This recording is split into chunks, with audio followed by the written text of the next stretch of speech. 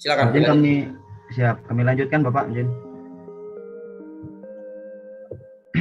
Jadi ruang lingkup pada paparan tugas kali ini, yang pertama latar belakang dan permasalahan, yang kedua solusi yang ditawarkan, ketiga informasi yang dihasilkan, dan yang terakhir data yang dibutuhkan untuk menghasilkan informasi yang kita inginkan. Jadi latar belakang yang kami ambil yang pertama yaitu data. Jadi mana kita tahu bahwa data merupakan salah satu hal yang sangat penting bagi sebuah organisasi termasuk instansi TNI Angkatan Laut. Data juga diperlukan oleh kita TNI Angkatan Laut dalam pembuatan laporan baik harian, bulanan maupun tahunan. Terus yang kedua sistem komputerisasi, yaitu sistem komputerisasi dapat membuat sebuah pendataan permintaan menjadi lebih cepat. Baik itu data, kebutuhan material suku cadang alutsista, kaporlap, BBM atau bahan bakar minyak maupun material pendukung lainnya. Selanjutnya yang ketiga, aplikasi. Banyak aplikasi yang dapat digunakan untuk melakukan permintaan barang dan juga pembuatan laporan, tetapi tidak semua aplikasi dapat terintegrasi secara langsung. Dan yang terakhir, problematika lapangan. Terkadang unsur-unsur TNI Angkatan Laut, khususnya KRI, kesulitan mencari informasi ketersediaan bahan bakar minyak di tiap daerah atau region sesuai dengan sektor tugas operasinya masing-masing KRI. Kemudian rumusan masalah yang pertama, bagaimana membuat sebuah aplikasi PUT berbasis web yang terintegrasi antara TNI AL dan Pertamina. Terus yang kedua, bagaimana mengimplementasikan aplikasi tersebut agar bisa membantu tugas pokok TNI Angkatan Laut. Jadi kami ada dua contoh aplikasi yang bisa mungkin bisa digunakan. Mohon maaf bila salah. Jadi ini kami dapat referensi dari Google juga. Yang pertama yaitu Sklat, yang kedua yaitu Household Registration. Kedua aplikasi ini jadi kedua aplikasi ini memiliki solusi yang ditawarkan. Yang pertama Pladosoft Sklat. Nah, jadi aplikasi persediaan barang ini berasal dari Bulgaria. Fitur yang disediakan mulai dari mencatat rincian barang dari jumlah sampai lokasi stok barang dengan format yang rapi berbentuk tabel. Tidak hanya itu, fitur aplikasi ini dapat mencatat penjualan barang yang masuk dan keluar. Jadi kalau menurut pemikiran kami, mungkin mohon koreksi bila salah. Jadi kemungkinan dalam poin mencatat rincian barang, nah, dan mungkin di sini kita ganti bahasanya menjadi bahan bakar. Mencatat rincian bahan bakar dari jumlah sampai lokasi bahan bakar tersebut dengan format yang rapi berbentuk tabel. Dan juga fitur aplikasi ini dapat mencatat penjualan bahan bakar minyak yang masuk dan keluar. Mungkin demikian untuk ini tambahan dari kami untuk penggunaan, mungkin aplikasi ini bisa digunakan Pladosoft Sklat ini. Terus yang kedua, Household Register atau Household Registration. Jadi keunggulannya dalam aplikasi ini adalah adanya fitur kategori, sehingga bisa mengkategorikan setiap jenis barang dan menggabungkannya sesuai dengan jenisnya. Selain itu, aplikasi ini bisa menandai setiap produk untuk meminimalisir kesulitan saat mencari ketersediaan stok barang di tiap tempat. Kembali kita coba rubah kata barang di sini menjadi bahan bakar. Mungkin keunggulannya adalah fitur kategori, sehingga bisa mengkategorikan setiap jenis bahan bakar minyak dan menggabungkannya sesuai dengan jenis bahan bakar minyak itu sendiri. Selain itu, aplikasi ini juga bisa menandai setiap produk bahan bakar untuk meminimalisir kesulitan saat mencari ketersediaan bahan bakar itu di tiap-tiap tempat atau tiap-tiap region. Nah, mungkin ini kedua tampilan dari kedua aplikasi ini. Yang pertama yang kami maksud, kami kurang tahu, mohon maaf mungkin Bapak dosen untuk lebih dalamnya seperti apa. Namun kami membaca beberapa literatur bahwa aplikasi ini biasa digunakan oleh perusahaan-perusahaan untuk mempermudah pekerjaannya dalam permintaan barang. Yang kemungkinan bila dilanjutkan, mungkin aplikasi ini bisa diaplikasikan juga di Angkatan Laut, khususnya di bidang permintaan bahan bakar minyak. Di sini di Vladov Soft Plat Plus ini produk, mungkin di sini kita bisa nanti masukkan jenis bahan bakarnya yang sering kita pakai di angkatan laut, mungkin HSD, B0, B20, B30, MDF, bensol, dan mungkin pertalite ya, pertalite dan lain-lain. Mungkin kita bisa masukkan di produk. Terus ada produksi, pembayaran juga, laporan, pusat data, dan lain-lain. Mungkin secara garis besar di Vladov Soft Plat Plus ini menyajikan fitur seperti itu. Nah, untuk yang kedua, menurut kami lebih prefer yang ini. Kenapa? Karena di sini sudah membagi kolom-kolom dan menyediakan kolom kategori. Jadi di kategori ini mungkin bisa dimasukkan kategori bahan bakar yang biasa kita pakai seperti yang saya sebutkan tadi ya, dari mulai HSD, B0, B20, B30 sampai dengan pertalite yang diproduksi oleh Pertamina. Di sini juga menyediakan lokasinya juga, di mana lokasi bahan bakar tersebut tersedia gitu di region mana gitu, di kilang mana yang menyediakan bahan bakar tersebut dengan kuantiti yang tertera di sini gitu. Jadi harapannya dengan adanya aplikasi seperti ini bisa diakses dua arah, baik itu oleh Pertamina dan juga oleh Angkatan Laut. Dalam hal ini mungkin pada pelaksanaannya nanti aplikasi ini dipegang oleh dinas pembekalan atau satuan-satuan pembekalan lain, dan bisa diteruskan ke kepala departemen permesinan di tiap kapal. Jadi menurut kami aplikasi ini cukup dibutuhkan untuk menunjang kinerja permintaan bahan bakar minyak yang seringkali ada kendala di lapangan. Kami lanjutkan.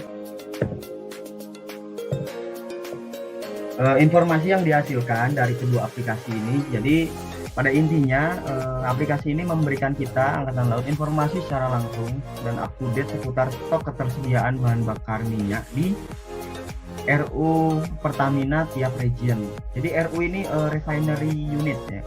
Kalau kita tahu bahwa mungkin kalau di Balikpapan ada, terus di Dumai juga ada, itu ada mungkin kantor pusat Pertamina atau apa, kami kurang paham juga. Jadi yang kami tahu itu adalah refinery unit Pertamina di tiap region. Jadi sehingga diharapkan mampu meminimalisir adanya missing waktu permintaan bahan bakar minyak hingga waktu terdukungnya permintaan bahan bakar minyak itu sendiri.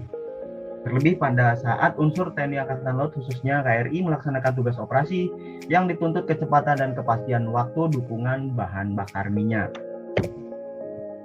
Untuk data yang kita butuhkan, yang pertama yaitu jenis bahan bakar yang digunakan oleh tiap KRI pada umumnya ya. Jadi yang kami tahu bahwa ada sekitar 4 atau 5 jenis bahan bakar yang biasa digunakan untuk konsumsi permesinan di KRI atau kapalnya Angkatan Laut. Yang pertama HSD atau kita kenal diesel, B0, B20, B30, dan terakhir MDF atau Marine Diesel Fuel. Kemudian data yang kita butuhkan juga yang kedua yaitu kapasitas tangki bahan bakar minyak seluruh unsur KRI yang dimiliki oleh TNI Angkatan Laut, baik di Armada 1, 2, dan 3. Kemudian lokasi dan informasi refinery unit atau RU Pertamina di tiap region ya, di tiap daerah, di tiap wilayah gitu. Di tiap wilayah di mana dia mencakup untuk mensuplai siapa saja yang melaksanakan permintaan terhadap bahan bakar minyak itu tersebut. Kemudian lokasi dan informasi pangkalan TNI Angkatan Laut yang terdekat dengan refinery unit atau RU Pertamina. Nah, seperti contoh, kalau refinery unitnya Balikpapan, di situ kan ada Lanal Balikpapan, Lantama juga ada, terus ada Lanal Nunukan juga. Ke timur masih banyak lagi, mungkin refinery unit Balikpapan bisa mengcover gitu untuk bahan bakar tersebut.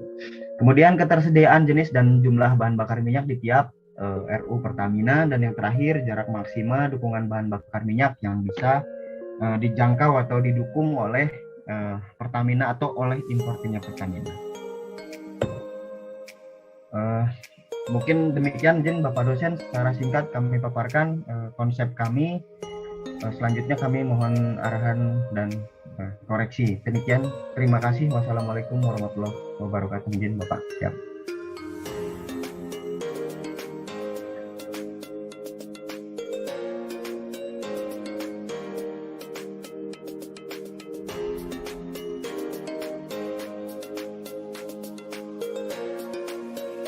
Baik, terima kasih atas paparannya, luar biasa sekali. Keinginan atau mimpi untuk mewujudkan sebuah sistem ya yang ada di sini. Baik, saya akan membahas lebih lanjut gitu ya tentang studi kasus dari rekan kita ini tentang bahan bakar gitu ya. Tapi saya akan coba dulu melihat dari sisi pengembangan softwarenya atau pengembangan sistemnya. Oke, baik.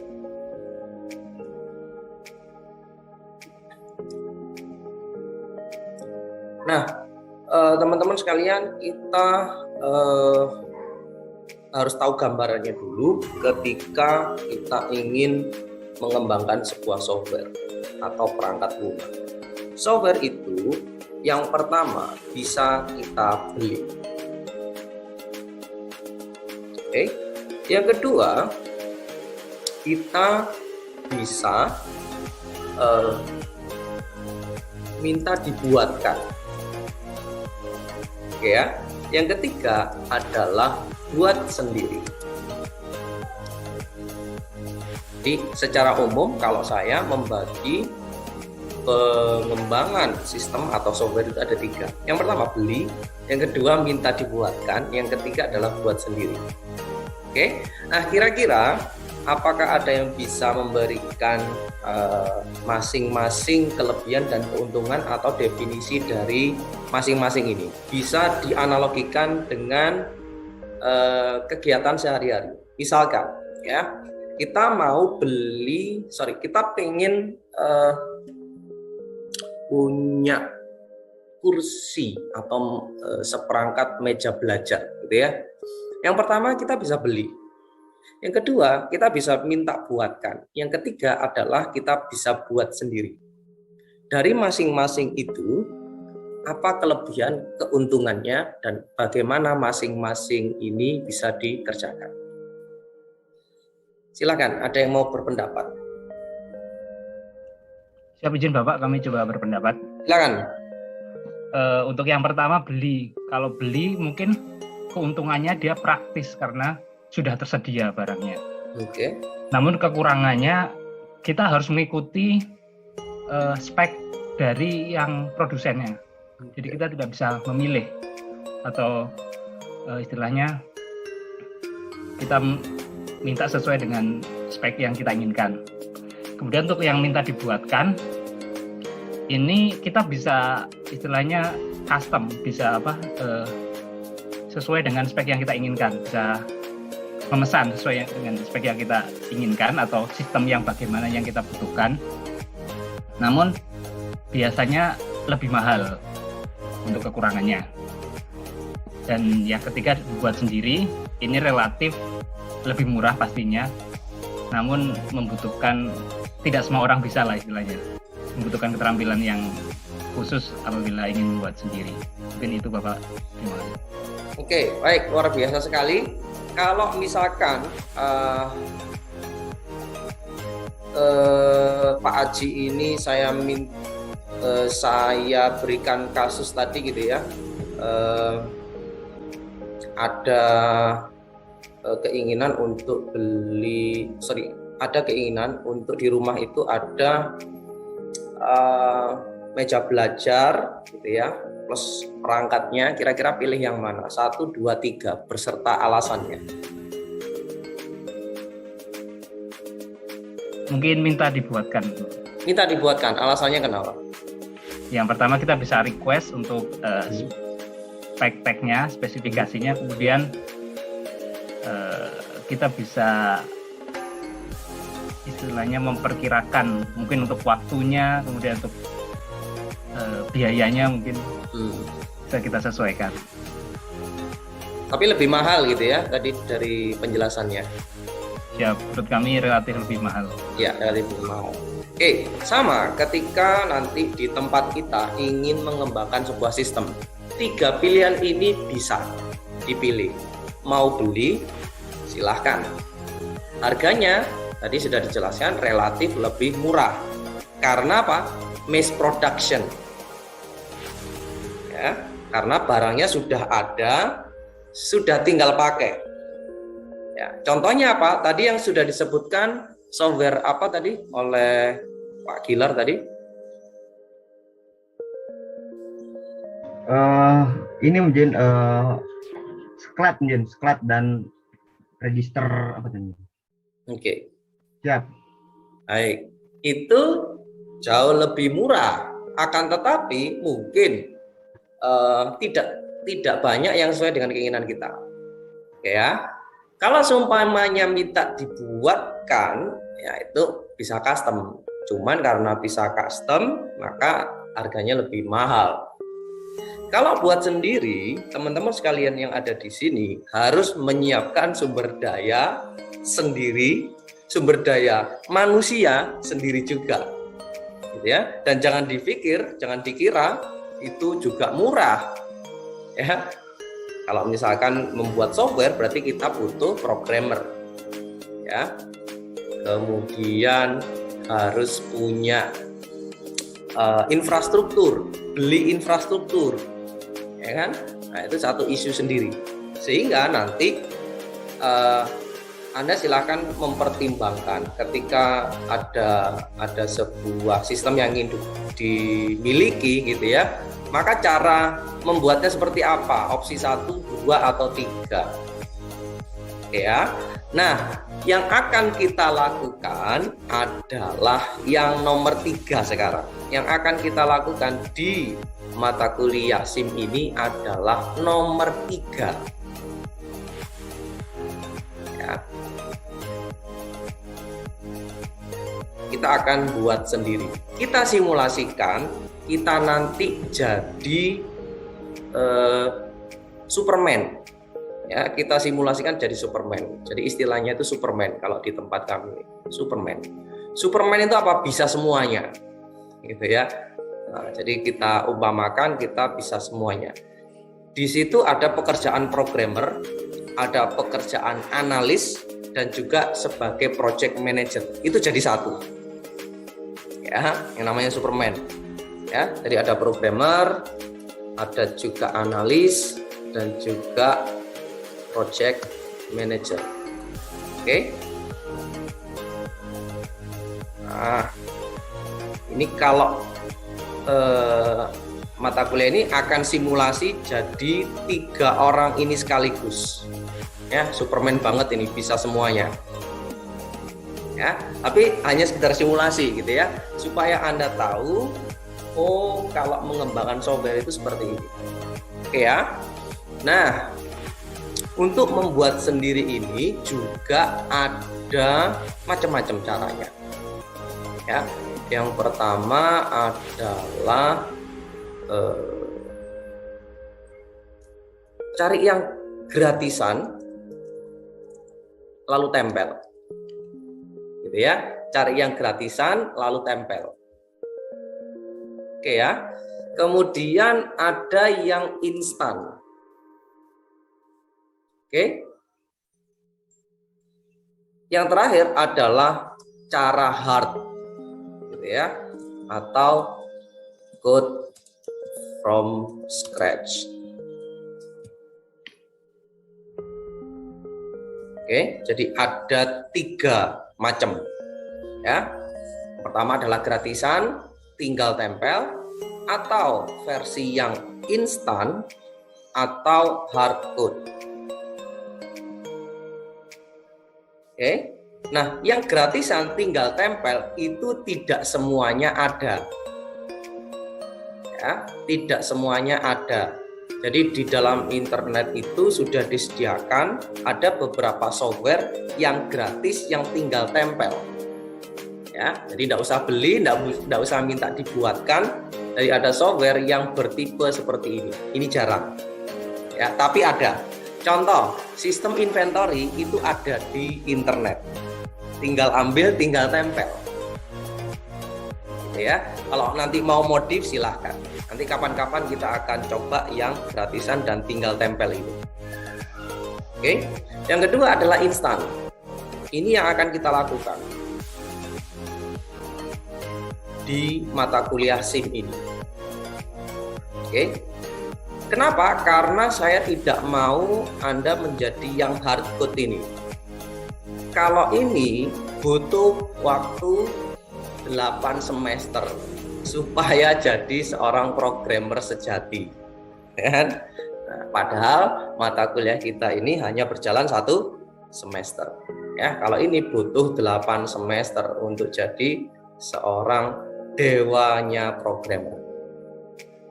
Ya, tapi karena kita hanya 1 semester dan ini pun kurang gitu ya, maka kita buat yang instan saja, yang cepat tapi bisa membuat sendiri meskipun tidak sewah ya, yang hardcode maupun yang minta dibuatkan maupun yang Oke, sampai di sini ada yang tanyakan, silakan. Izin buat dosen. Ya. Izin kami ajukan satu pertanyaan, izin terkait tadi ada beberapa cara bagaimana kita mendapatkan aplikasi tersebut. Yang pertama beli, minta dibuatkan atau dibuat sendiri gitu. Seandainya kita membeli atau minta dibuatkan sebuah aplikasi untuk perusahaan kita gitu, apakah tidak riskan ketika kita menyerahkan data ke mereka? Mungkin di depan kita mereka baik-baik saja, padahal di belakang mereka membuat suatu key atau kunci yang bisa membuka apa yang kita rahasiakan gitu, yang akan dimasukkan ke dalam aplikasi tersebut. Bagaimana menjadi Bapak siap? Ini baik, pertanyaan bagus sekali ya. Dan ini juga isu banget di hampir semua pembuatan sistem. Apalagi di tempat Anda yang barangkali banyak barang-barang rahasia di situ. Kan? Apalagi pertahanan nasional, pertahanan negara, jangan sampai si pembuat softwarenya itu malah mengacaukan kita, gitu ya. Oke, maka pertimbangan berikutnya adalah sisi keamanannya. Oke, baik beli maupun minta dibuatkan. Ya, yang paling gampang adalah Anda meminta sebuah jaminan bahwasanya data-data ini tidak akan bisa dibuka kecuali untuk instansi Anda sendiri. Harus ada jaminan itu. Kalau ternyata ada pelanggaran maka bisa dituntut secara hukum. Itu yang pertama. Ya. Yang kedua adalah pastikan handover atau penyerah terimaan itu bisa dilakukan. Jadi memang softwarenya dibuat oleh orang lain tapi diserah terimakan dan tidak bisa diotak-atik lagi. Itu juga kita minta jaminan. Oke. Berikutnya kita bisa sewa juga konsultan. Apakah barang yang kita beli, apakah barang yang kita minta buatkan ini itu sudah aman atau tidak? Atau sesuai dengan kaidah-kaidah yang ada di dalam instansi kita. Anda bisa audit gitu ya, benar nggak ini tidak sudah benar-benar dikasihkan ke kita tanpa nanti suatu saat terjadi hal-hal yang tidak diinginkan atau ada kunci-kuncinya tadi. Ya, jadi secara singkat jawaban saya adalah seperti itu. Sehingga nomor 1 dan nomor 2 untuk memastikannya itu barangkali itu adalah tugas Anda. Tugas Anda memastikan kalau beli atau dibuatkan, tugas Anda memastikan barangnya itu sudah benar-benar dikasihkan tanpa kunci. ya. Ilmunya banyak nanti, cara melakukan itu ilmunya ada dan bisa dipelajari, ya. Tapi mohon maaf, di dalam kuliah SIM ini, waduh, sangat terbatas sekali, ya. Jadi nanti kalau ada waktu untuk diskusi lebih lanjut, silahkan. Atau mungkin nanti kita jadikan topik skripsi juga boleh, bagaimana membuat sebuah SOP ketika sebuah software itu kita beli atau kita minta buatkan dari pihak ketiga. Cukup menarik. Itu jawaban dari saya. Ya, terima kasih, Njen. Ya. Oke, baik. Yang lain silakan.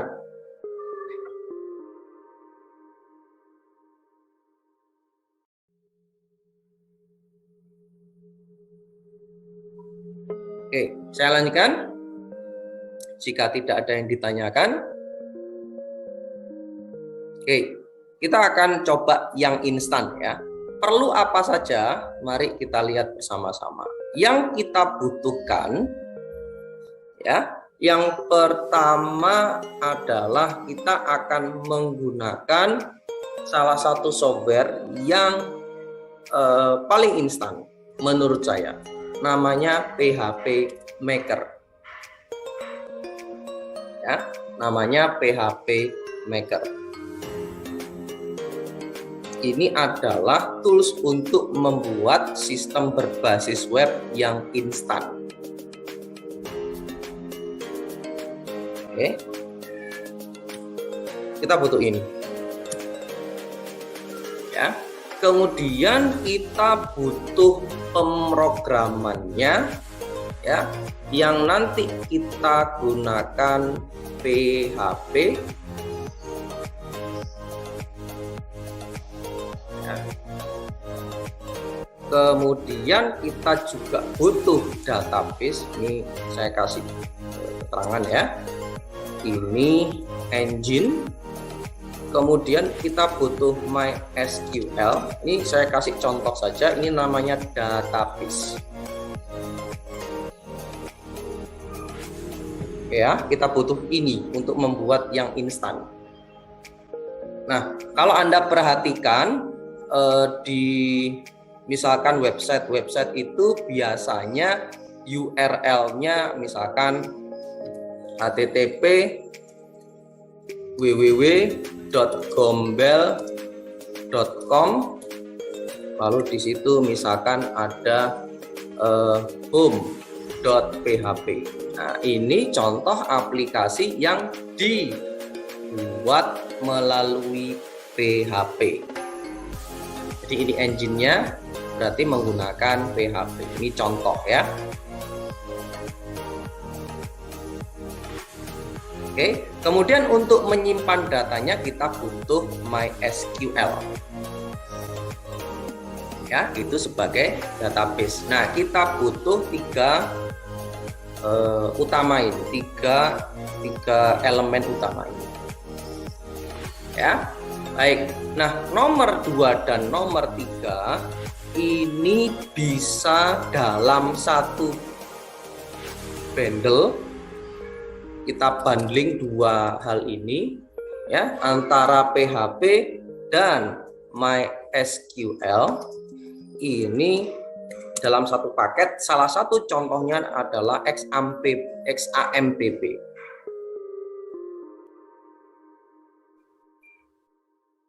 Oke, jadi saya kasih tahu fungsi-fungsinya masing-masing, ya. Jadi kita butuh tiga ini, sehingga sebenarnya kita nanti utamanya adalah ini dan ini saja yang paling gampang.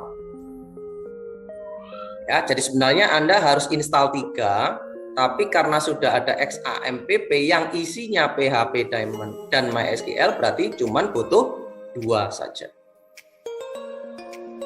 Oke, jadi konsepnya mohon diperhatikan, ya. Semoga tidak bingung, ya. Nanti kalau tidak paham, ke belakangnya semakin ambiar, gitu ya. Oke, jadi pelan-pelan kita butuh 3 ini. Oke, baik. Sekarang silahkan buka Google, silahkan search PHP Maker.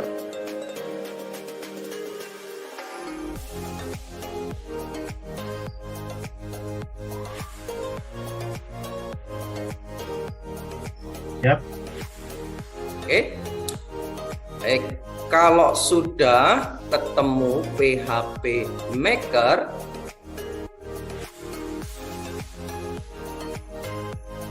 di situ ada menu download. Kalau tidak salah seperti ini.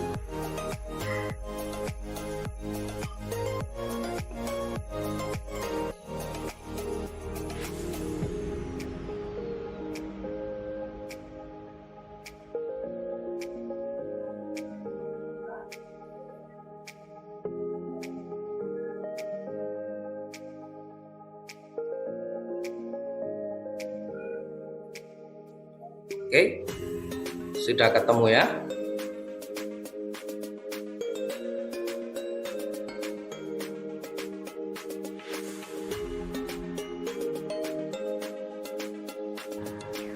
Yap.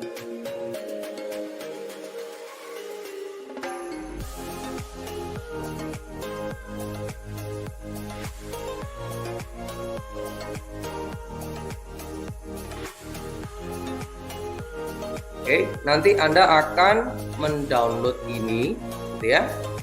Nanti silakan di-download lewat ini. Tapi sebelumnya ada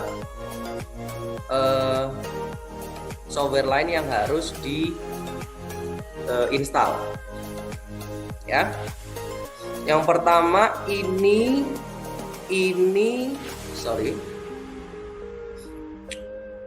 dan juga itu dan itu. Ya, jadi requirement-nya harus ini. Kalau ini kan jelas. Ya. Izin Bapak. Ya. Mohon maaf, bagi pengguna iOS bagaimana Bapak? Nah, ini problem berikutnya. Kita akan bahas setelah pesan-pesan berikut ini. Mohon maaf sekarang agak rasis gitu ya. Jadi pengguna iOS yang kemarin saya puji-puji karena bagusnya suara mikrofonnya, sekarang mohon maaf kita kesampingkan dulu gitu ya. Oke, baik. Nah, yang warna merah ini wajib. Yang hijau nanti digantikan dengan XAMPP.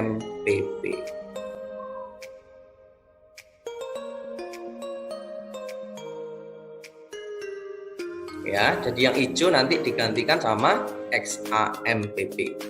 Jadi kita butuh XAMPP jelas, kemudian Composer, Node.js, ya, dan yang terakhir adalah ini PHP Maker-nya sendiri. Oke ya.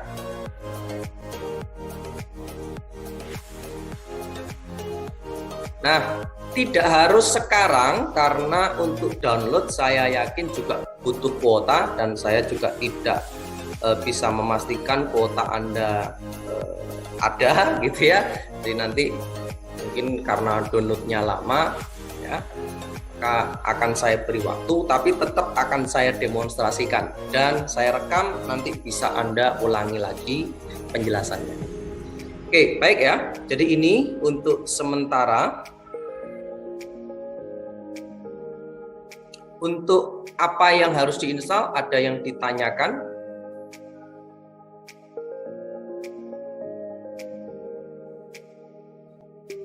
Lanjut. Oke, saya sudah menginstal yang pertama adalah XAMPP.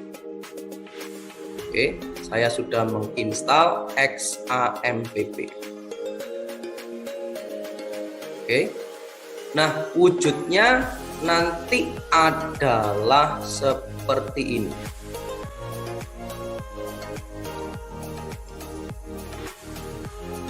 Oke ya. Nah, Anda bisa perhatikan di sini ada Apache, bukan helikopter gitu ya, namanya Apache. Kemudian di situ ada MySQL. Apache ini PHP, MySQL ini database-nya. Jadi saya bilang kita butuh PHP, kita butuh MySQL.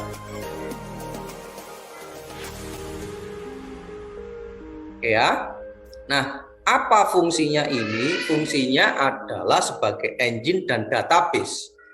Sekarang saya sudah install, tapi belum saya nyalakan. Apa yang terjadi? Oke, saya stop share dulu. Oke, yang akan terjadi adalah seperti ini. Kalau kita ingin mengakses website, pasti kita nuliskan ini ya. Misalkan sttal.ac.id misalkan.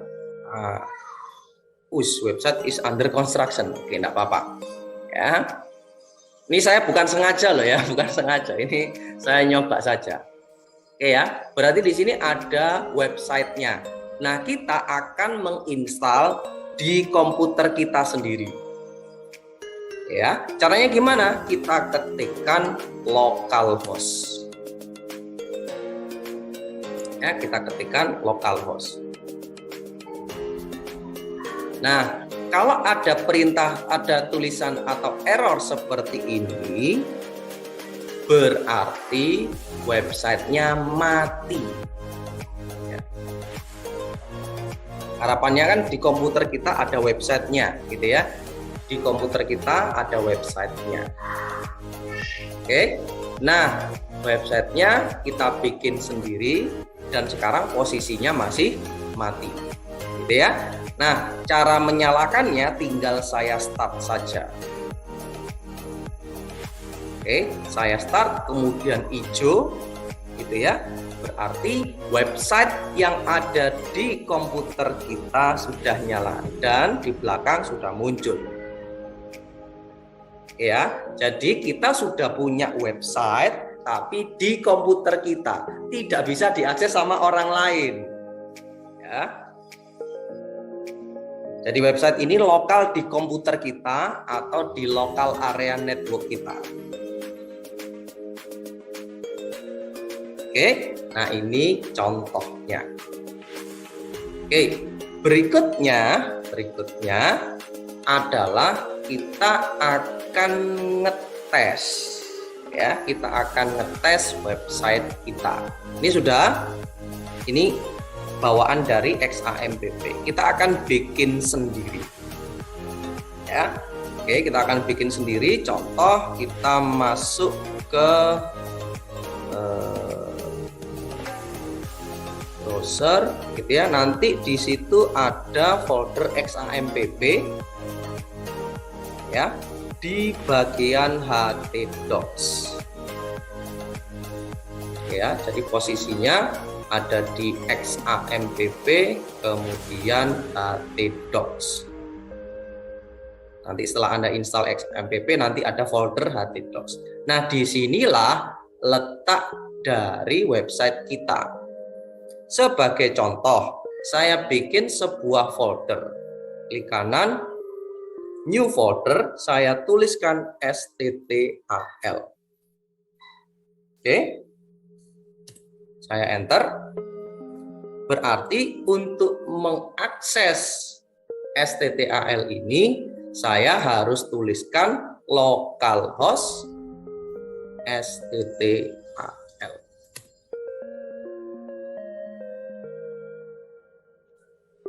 Ya, jadi website kita ada di folder ini, sehingga mengaksesnya adalah localhost sttal.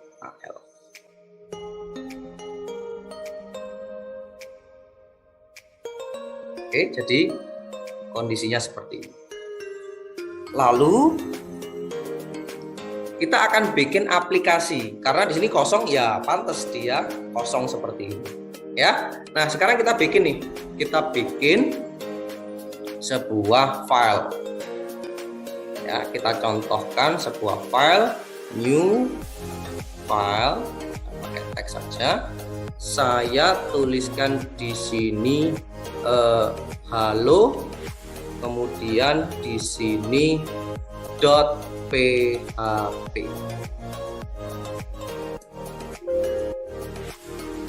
Ya, nama filenya adalah halo.php. Untuk mengeksekusinya kita tidak mendouble klik. Karena kalau mendouble klik itu berarti membuka filenya, tidak menjalankan file. Oke, jadi saya tuliskan di sini misalkan halo, apa kabar?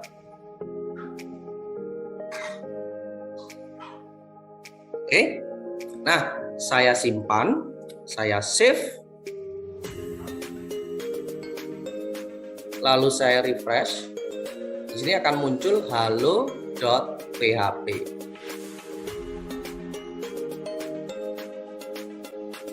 Tinggal saya klik. Nah, muncul tulisan halo apa. Ini persis kalau kita membuat website. Oke, saya usahakan menjelaskannya pelan-pelan. Jika ada yang ditanyakan, langsung boleh interupsi. Oke, nanti silakan dilihat juga rekamannya.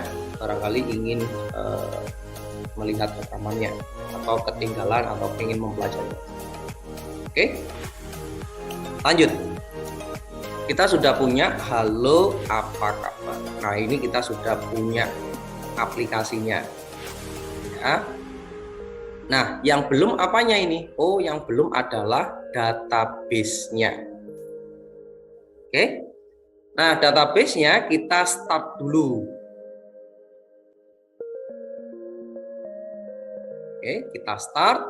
Nah, database-nya sudah nyala, namanya MySQL. Oke, cara mengaksesnya tuliskan di sini localhost php myadmin. Ya. php myadmin. Tuliskan ini di URL-nya.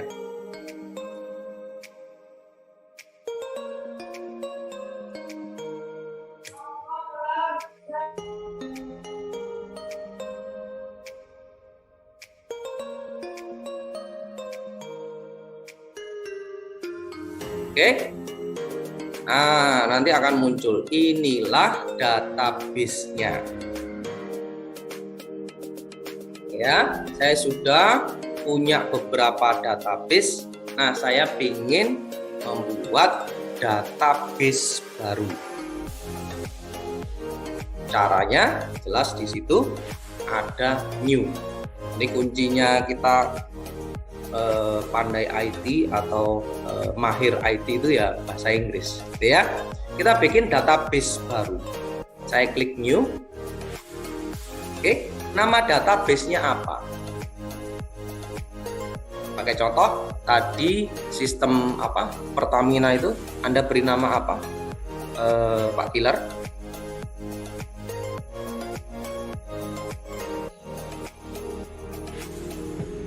Jenis bahan bakar ya? Bukan, data sistemnya namanya apa? PUT, Pak. PUT mungkin Bapak. PUT ya? Ya, permintaan untuk terima. Oke, permintaan itu untuk terima. Ya, disingkat PUT gitu ya.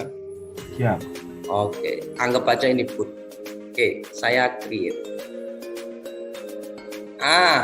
Kita punya sistem permintaan untuk terima atau PUT. Oke, di dalam PUT ini, database ini ada tabel. Oke, jadi unsurnya adalah pertama database. Database ini terdiri dari tabel.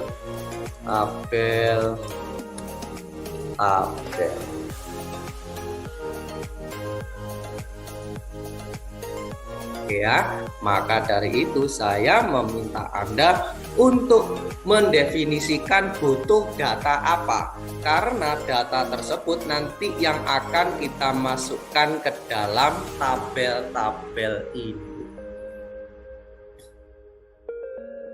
Ya, nah tabel itu isinya adalah baris dan kolom, seperti kalau Anda punya tabel di dalam Excel. Ini contohnya tabel di Excel. di tempat Anda. Ini ya, ada nomor, nama, NRP, dan seterusnya, tanggal lahir ya. Ada kolom-kolomnya, misalkan ada nomor, ada nama, NRP, ini status misalkan, kemudian ini tanggal lahir ya. Oke, jadi kalau ini berarti tabelnya adalah tabel mahasiswa, kolomnya nomor, nama, NRP, status, dan tanggal lahir. Ini berarti adalah tabel yang terdiri dari baris dan kolom. Nah, sekarang kita langsung saja ambil contoh dari sistem PUT tadi.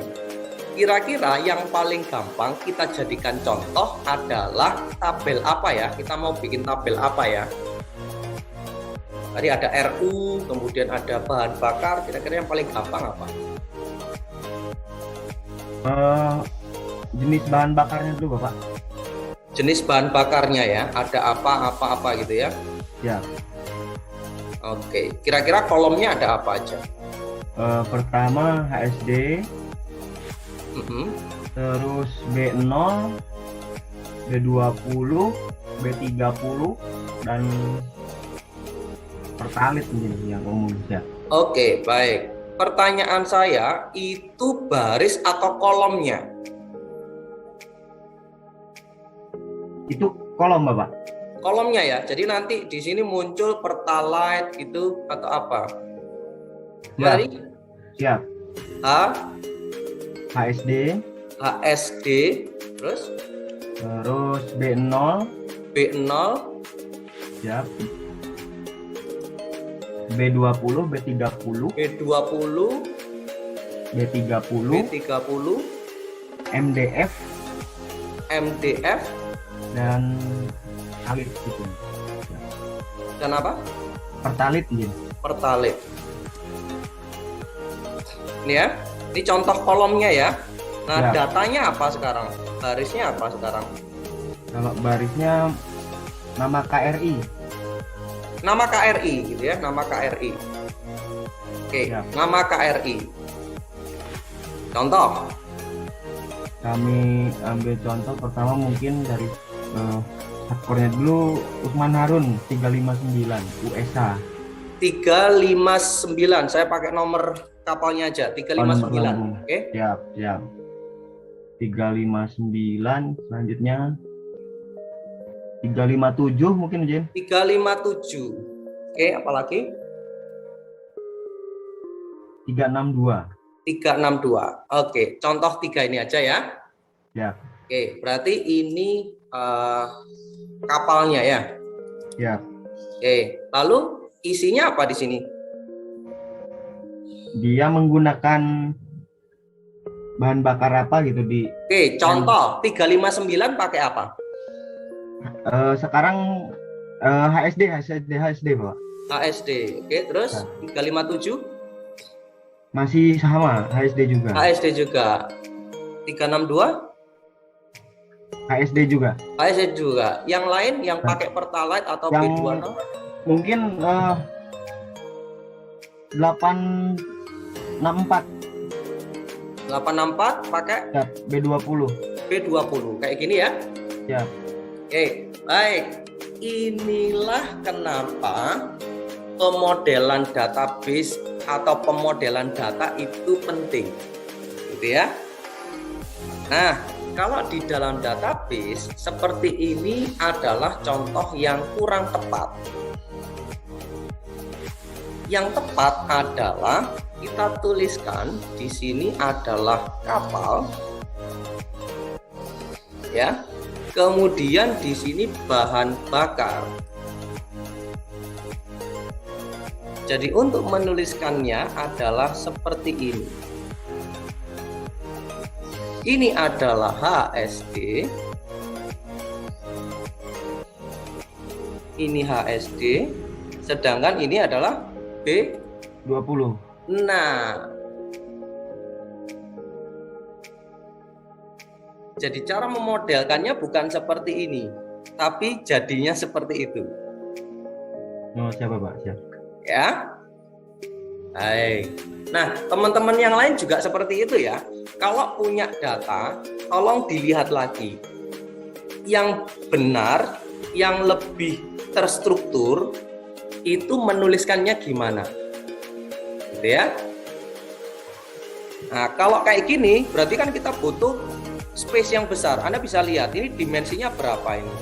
Segini gedenya kan? Nah, beda dengan yang seperti ini. Ini jauh lebih ringkas, benar nggak? Oke ya. Baik. Nah, berarti ini adalah tentang kapal ya, tentang kapal. Oke. Berikutnya kita kasih nama kapalnya yuk.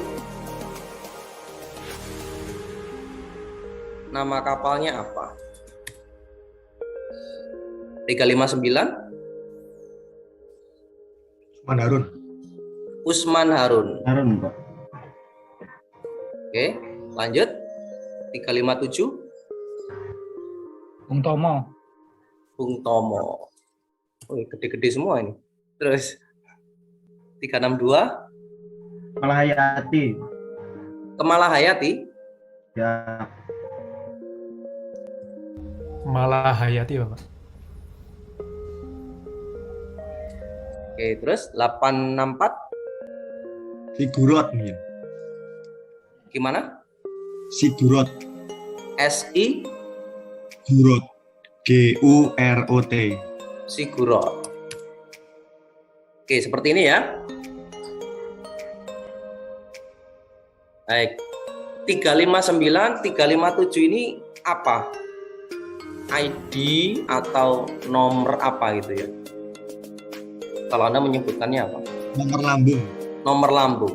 Oke, nomor lambung. Oke ya.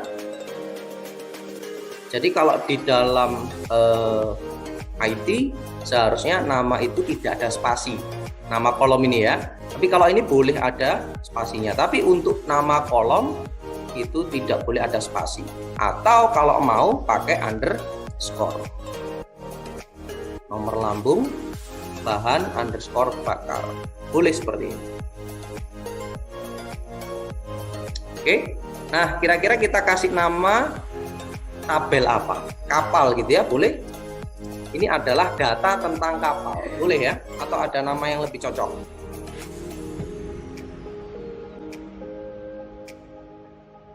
Cukup ya, namanya adalah kapal ya. Siap. Tahu KRI aja. KRI boleh. KRI. Oke ya, ada nomor lambung, nama dan bahan bakar. Ini dulu cukup ya untuk coba-coba gitu ya. Baik, berarti nama tabelnya adalah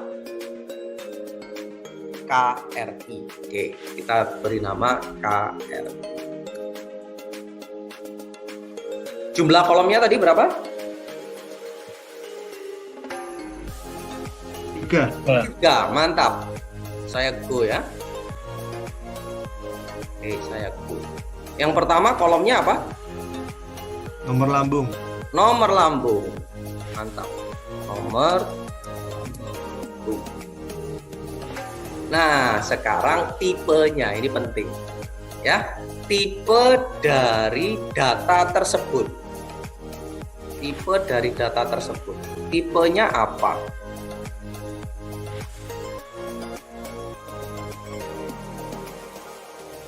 Nah, ini apa tipenya ini? Angka. Angka ya, angka. Mantap. Kalau angka kita bisa set di sini int, integer. Integer ini bilangan bulat. Betul ya? Tadi bilangan bulat ya. Ya, betul. Oke, berapa digit? 3. 3. Pasti 3 digit? Pasti 3. Pasti 3. Oke, maka kita tuliskan 3. Seumpama ada 5 digit, ya berarti kita kasih 5. Oke, lanjut. Berikutnya apa? Nama kapal. Nama.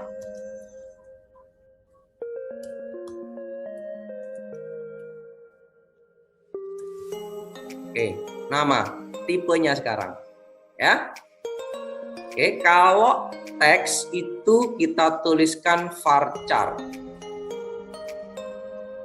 Ya, varchar. Berapa panjang maksimumnya? 50, 100 nama KRI itu? 50.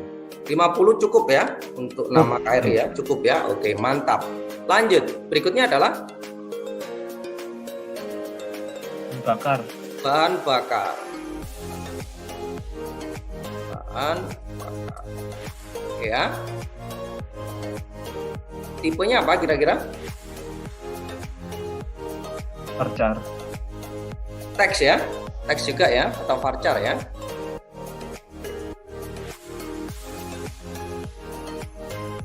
Paling banyak berapa karakter? 5 karakter, 10 karakter? 10. Maksudnya banyaknya itu bagaimana, Mjun? Bapak. 10 huruf. 10 huruf, 10 karakter. 10, 15. 15 cukup ya? Ya, soalnya ada yang disingkat HSD sama MDF itu. Oke. MDF itu kan 3, cuman 3. Ada lagi? Oh, Pertalite panjang ya, Pertalite. Pertamina Dex. Pertamina Dex. Oke, anggap aja 20 gitu ya. Ini oke ya. Oke, bungkus dulu. Oke, sekarang kita save. Ya, kalau sudah kita definisikan, kita save. Kalau nanti salah gimana? Tinggal diganti. Ya, kalau salah gimana? Tinggal diganti. Oke. Nah, kita sudah punya tabel ini. Tabel nomor lambung, nama dan bahan bakar. Oke. Sekarang kita coba isi. Kita coba isi dulu gitu ya. Itu dari mana ya? Nah, ini ada insert. Nah, kita masukkan di sini. Ya. Yang pertama tadi apa? Nama KRI-nya. Oh, sorry, nomor lambungnya berapa tadi? 359, Pak. 359. Nama kapalnya, nama KRI-nya? Usman Harun. Usman Harun. Oke. Bahan bakarnya? HSD, Bapak. Oke ya. Kita isi satu dulu ya. Kita isi satu dulu, lalu go. Oke, sudah masuk di situ. One row inserted, kita browse. Ada nih datanya, nomor lambung 359, Usman Harun, HSD. Ya begini ini database. Ini misalkan penjualan yang ada di online shop, lalu data-data transaksi kita di rumah sakit dan sebagainya, ya nyimpennya ya seperti ini. Ya, di dalam. Saya pause dulu, ada yang mau ditanyakan? Izin Bapak. Ya. Ini kan datanya kalau dimasukin semua berarti satu-satu secara manual atau bagaimana, Pak? Nah, pertanyaan bagus ya. Kalau mau satu-satu silahkan. Ada cara lagi, yaitu diimpor. Ini ada importnya. Jadi kita sudah punya file Excel-nya, tinggal kita import. Tapi kalau kita barusan, nah biasanya nginsert manual. Nah, ini ya bagiannya operator. Ya. Bisa dikasihkan pekerjaannya ke teman-teman operator atau yang masih pendidikan gitu ya, masih latihan. Kalau izin Bapak, kalau yang tadi sifatnya yang dibuat paparan oleh Kapten Jipat, sifatnya rencana misalkan akan dipergunakan di Angkatan Laut sistem baru, berarti kan memasukkan data secara manual semua KRI yang ada di Indonesia, Pak. Betul. Tapi seharusnya sudah ada data itu, tinggal kita bisa minta ke siapa, nah, gitu ya. Nah, apakah kita boleh meminta data itu? Harusnya bisa. Nah, masalahnya ke siapa kita bertanya, ya? Kepada siapa kita meminta. Tapi prosedurnya seperti itu, tapi pada saat implementasinya macam-macam ini, kita bisa import ya. Jadi datanya sudah ada, tinggal kita import saja. Bisa dipahami? Izin Pak dosen. Ya, silakan. Tadi dijelaskan mengenai tipe, kan ada varchar sama integral. Kemudian bagaimana kalau misalnya kombinasi dari angka dan teks gitu? Ya, kalau kombinasi antara angka dan teks berarti jadikan teks. Berarti tetap varchar atau Tetap teks itu, varchar. Pak? Tetap varchar.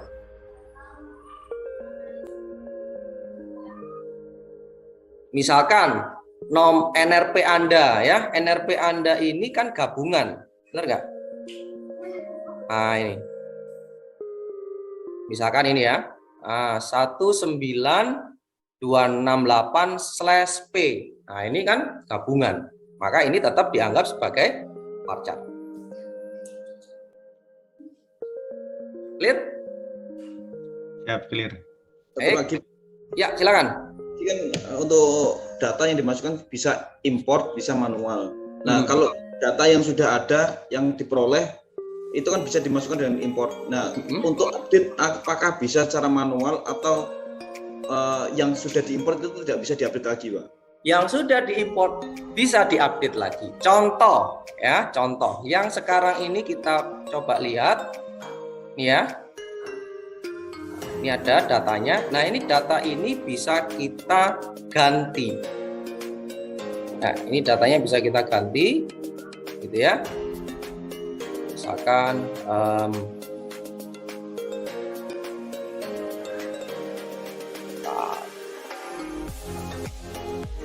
edit. Oh, bukan. Mana ini kok hilang?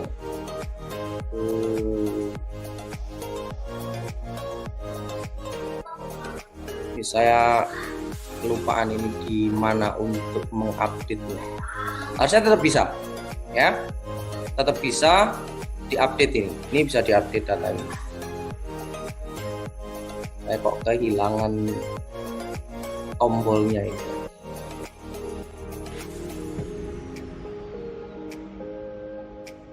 Oh, karena dia tidak punya unique column. Jadi saya harus edit dulu strukturnya. Ini dijadikan primary key. Jadi sebagai patokan itu apa? Nomor lambungnya kan? Nah, ini saya kasih sebagai primary key. Oke. Nah, kalau sudah, bisa diedit. Nah, ini ada editnya. Ini data ini bisa diganti. Contoh, misalkan Usman Harun. Kita pakai ejaan lama, jadinya Osman misalkan. Kita ganti, update, nah, seperti ini, gitu ya. Lalu kalau mau diubah lagi ya tinggal diedit, nanti menjadi U. Wah, lah kok ribet. Maka dari itu kita butuh aplikasi, kita butuh interface supaya pengguna itu tidak usah repot-repot menggunakan ini kan gitu. Nah, ini pekerjaannya teman-teman database. Ya. Nah, orang biasa, orang awam tidak akan membuka ininya, tapi membuka aplikasinya. Oke, lanjut. Oke, baik. Saya akan lanjutkan dengan PHP Maker-nya. Saya buka PHP Maker-nya.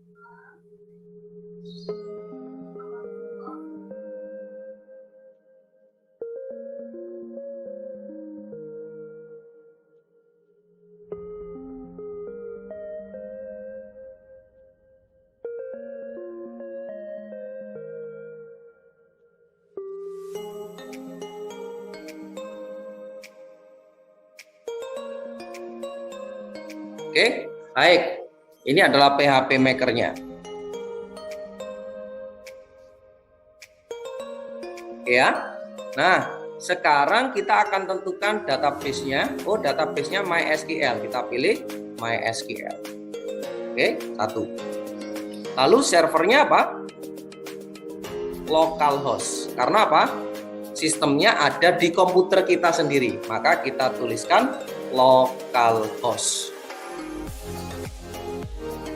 Port tidak perlu diisi karena akan menggunakan default. Username-nya kalau kita belum otak-atik namanya root, ROOT. Passwordnya blank, kosong.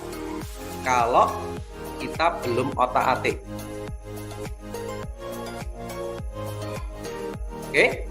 Lalu kita pilih database-nya. Nah, kita tadi sudah buat PUT ya. Nah, namanya PUT database.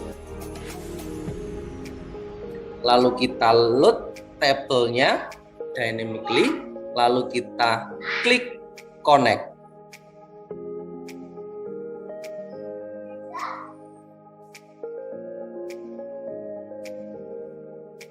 Nah, maka di sebelah kiri akan muncul tabel yang kita sudah buat tadi.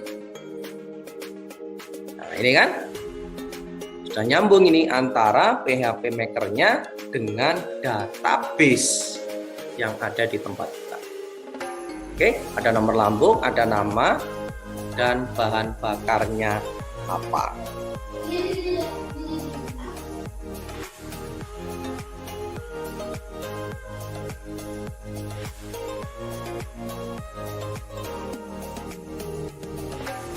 Oke. Nah, nanti disinilah kita melakukan settingnya. Oke. Jadi kita mau nanti berupa tabel, tabelnya nanti muncul gitu ya. Tabel ini akan kita generate aplikasinya. Oke. Lalu kita akan tambahkan ini. Ya, ada kemampuan untuk add, ada kemampuan untuk copy, edit, grid add, grid edit. Jadi kita akan mempersilahkan user itu untuk melakukan add, edit, dan seterusnya. Oke.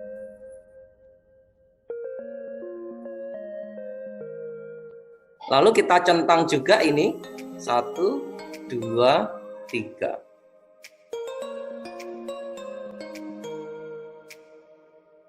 Ya.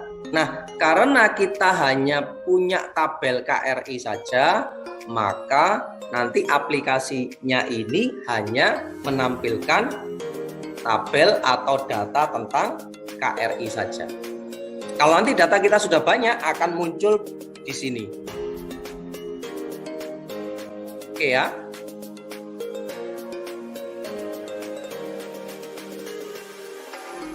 Ini field-fieldnya, nomor lambung, nama, dan seterusnya.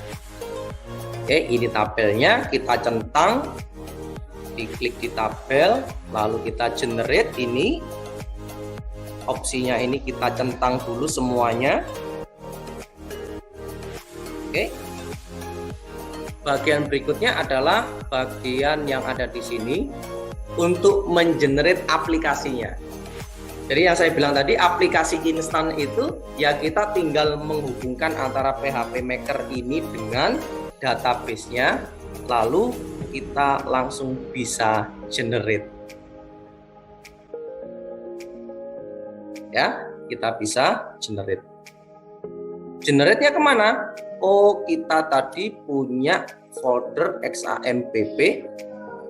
Kemudian tadi kalau mau diakses namanya htdocs.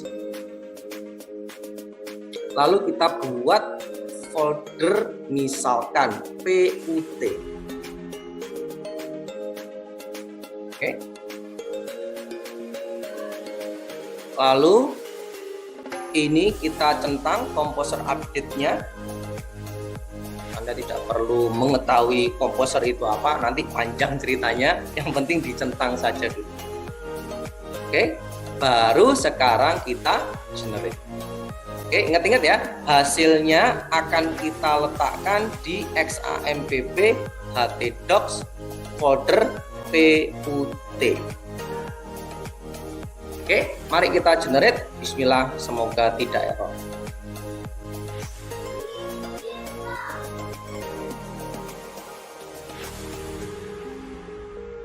Oke, kita dikasih konfirmasi bahwasanya nanti akan ada outputnya dari tabel KRI dan kebutuhan yang lain dicentang. Oke, lalu kita generate.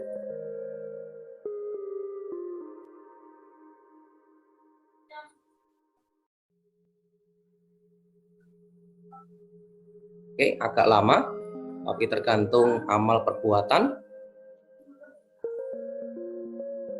Kalau cepat berarti amal perbuatannya juga cepat.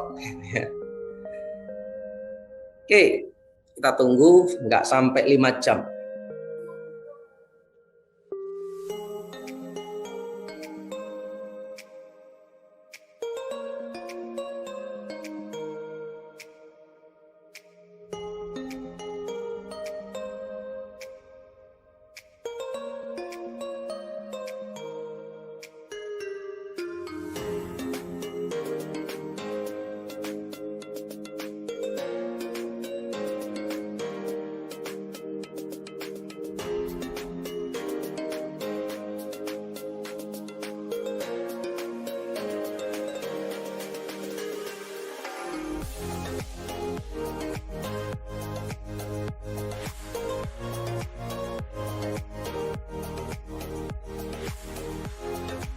Dan komplit semuanya, tidak ada error.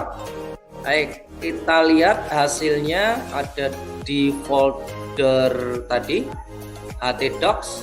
Nah, ini ada folder namanya put, dan Anda bisa perhatikan di sini sudah disiapkan aplikasinya. Anda tidak harus membuat sendiri, tapi sudah digeneratkan, dan hasil generatannya kira-kira 42 mega. Ini ya. Oke, ini hasilnya. Anda tidak perlu melakukan coding atau pembuatan programnya. Kita ambil contoh yang ini, index.php-nya. Nah, ya. Anda tidak perlu ngetik segini panjang dan tidak harus mengerti bahasa pemrograman. Sudah dibuatkan. Oke. Baik. Kalau kita sudah punya seperti ini, berarti cara mengaksesnya bagaimana? XAMPP htdocs put, berarti cara mengaksesnya ada yang bisa tahu? Nulisnya gimana?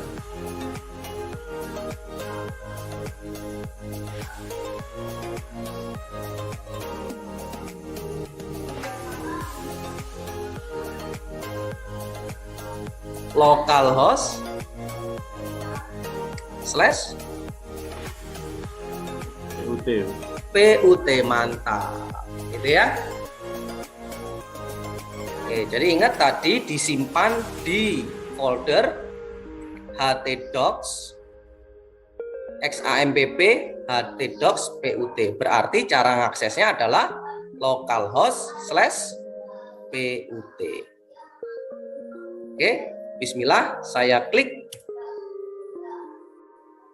Mantap. Jadilah aplikasi kita tanpa ngoding.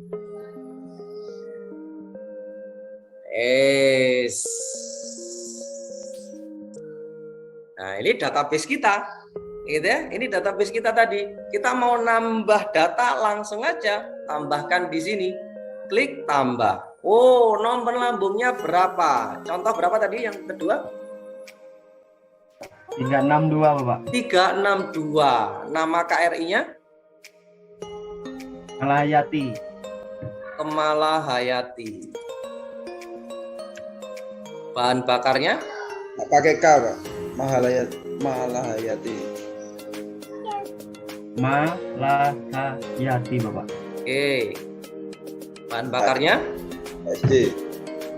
ASD. Gini ya. Tinggal disimpan. Jebret langsung jadi. Enak banget. Sudah, skripsi ini aja. Izin Bapak. Ya, Contohnya gitu ya Pak. Ya. Izin Bapak, Mantap. untuk izin bertanya ini. ya silakan. Untuk data yang ditambah di sini adalah data yang baru atau data yang sebelumnya kita masukkan di database?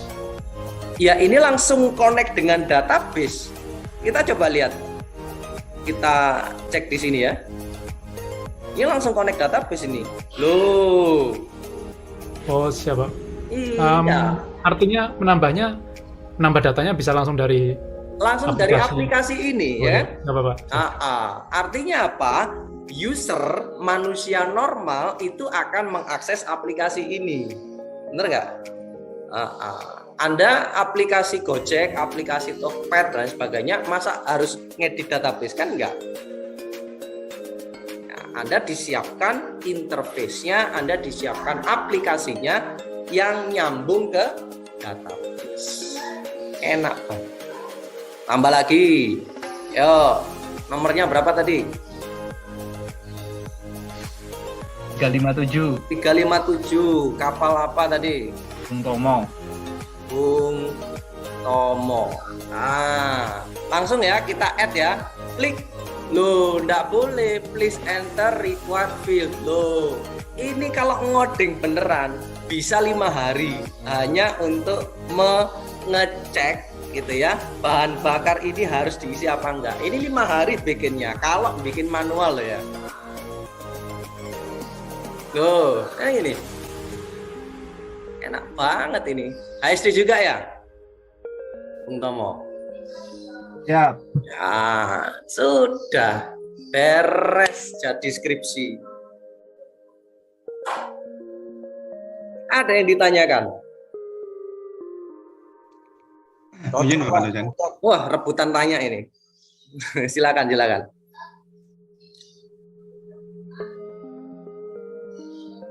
Siap, izin. Tadi kan dijelaskan ada yang bisa menggunakan impor data. Nah, impor datanya apakah filenya harus dalam format Excel atau bisa dalam bentuk Word, demikian Pak?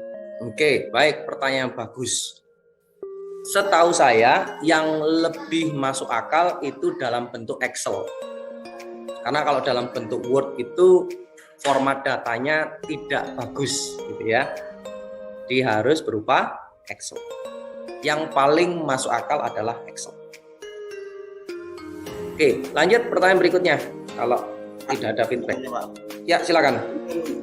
Database dibuat 1 orang. Ini bisa terkoneksi misalkan yang di sini dengan Jakarta atau kemudian yang di sini dengan di Medan, bisa atau tidak. Kemudian untuk usernya, penggunanya, adminnya itu apakah bisa umum atau bisa terbatas orangnya?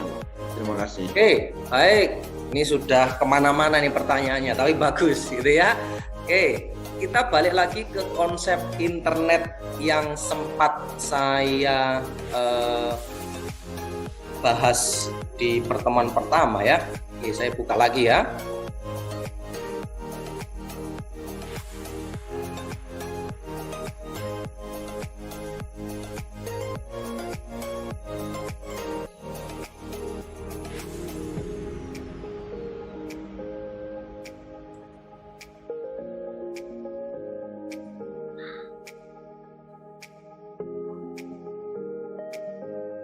Oke, sudah muncul ya?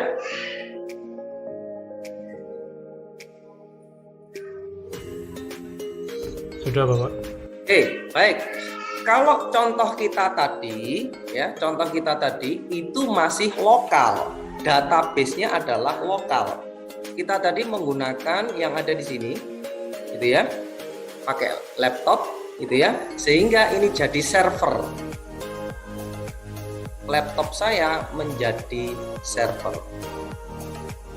Siapa yang boleh mengakses data saya atau database tadi adalah saya sendiri atau yang satu jaringan. Yang satu jaringan berarti yang connect dengan AP yang sama. Connect ke sini. Jadi misalkan orang ini connect-nya dengan WiFi yang sama, maka ini bisa mengakses data tadi. Oke ya, konsepnya seperti itu. Oke, nah bagaimana caranya kalau lintas? Berarti kita butuh bantuan internet. Berarti kita bisa sewa server.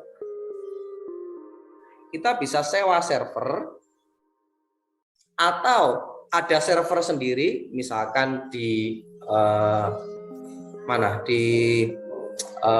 markas di Armabar misalkan. Taruh di Armabar misalkan. Taruh di Armabar berarti database-nya dan servernya taruh di Armabar sehingga bisa diakses dengan menggunakan internet. Dari manapun bisa diakses asalkan ada koneksi internet. Asalkan koneksi internetnya sama atau beda bisa, Pak? Apanya? Untuk apa? Tadi kan disampaikan bahwasanya wifi-nya harus sama atau ini. Itu kalau misalkan Pak di sana pakai apa First Media, kemudian di sini pakai apa IndiHome, itu masih bisa terkoneksi atau tidak? Oh, bisa terkoneksi. Pokoknya ketemunya di internet. Oh iya Pak. Iya. Sama seperti sekarang, ada yang database-nya tetap satu cukup ya Pak. Misalkan database-nya ada di Mabesal, kemudian di update di Jakarta, Surabaya, bisa berarti ya Pak? Bisa banget ya. Bisa banget. Jadi cukup satu database saja, tapi yang mengakses dari mana-mana boleh. Bahkan dari luar negeri pun asalkan Anda connect dan authenticate bisa. Dan aplikasi tadi contohnya diberi hak akses untuk menambah data, mengurangi data, menghapus data. Anda nanti bisa set sendiri orang mana saja boleh melakukan apa. Nah, itu ada security-nya. Ada batasan hak aksesnya. Cukup menjawab? Baik Pak, terima kasih Pak. Baik, silakan kalau ada yang mau ditanyakan lagi, boleh.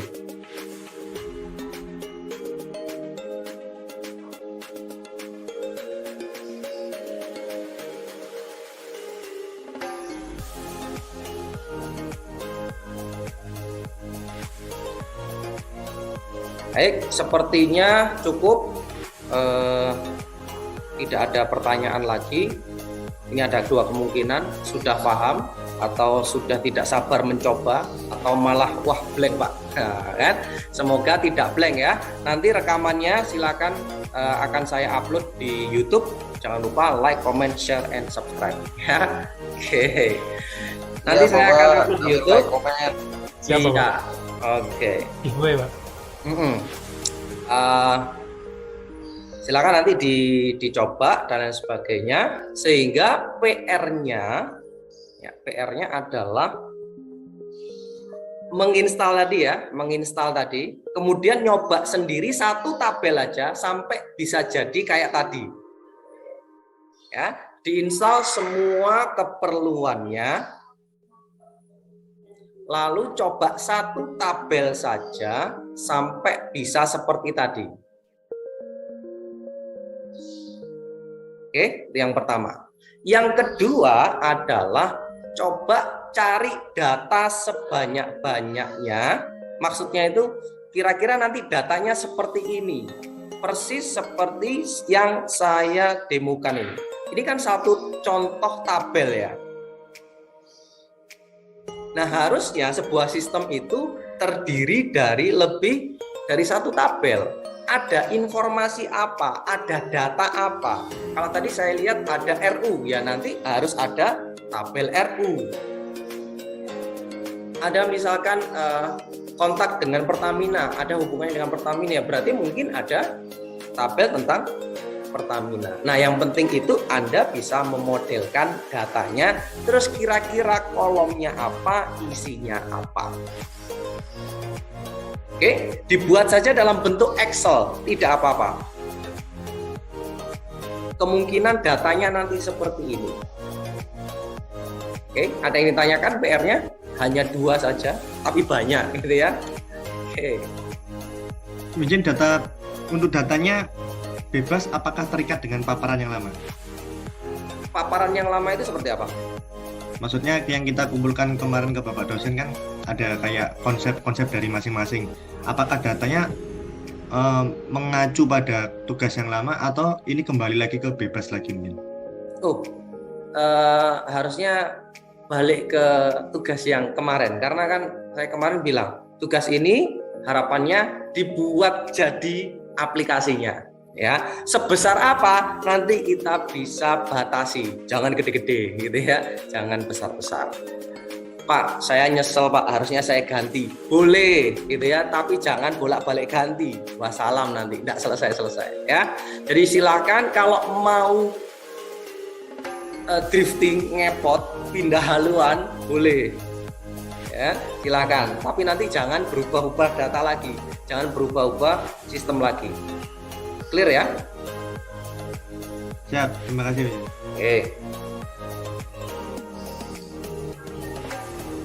Oke ya, jadi PR-nya adalah install aplikasi yang dibutuhkan, PHP Maker dan kawan-kawan. Dan kawan-kawannya tadi apa? Sudah saya jelaskan.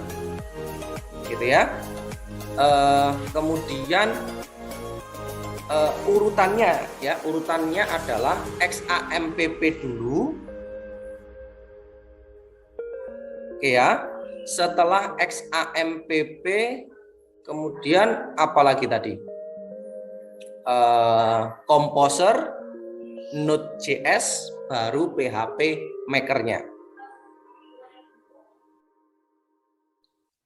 Saya tuliskan dulu aja di kolom chat urutan instalasinya. Anda bisa lihat dari depan tadi ya. Jadi XAMPP, kemudian Composer, Node.js, baru PHP Maker.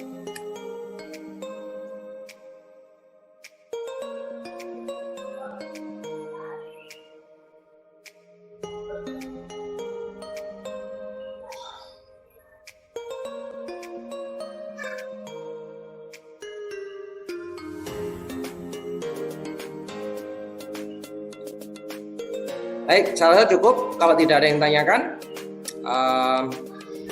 silakan ketua kelas pimpin doa penutup. Siap, Bapak.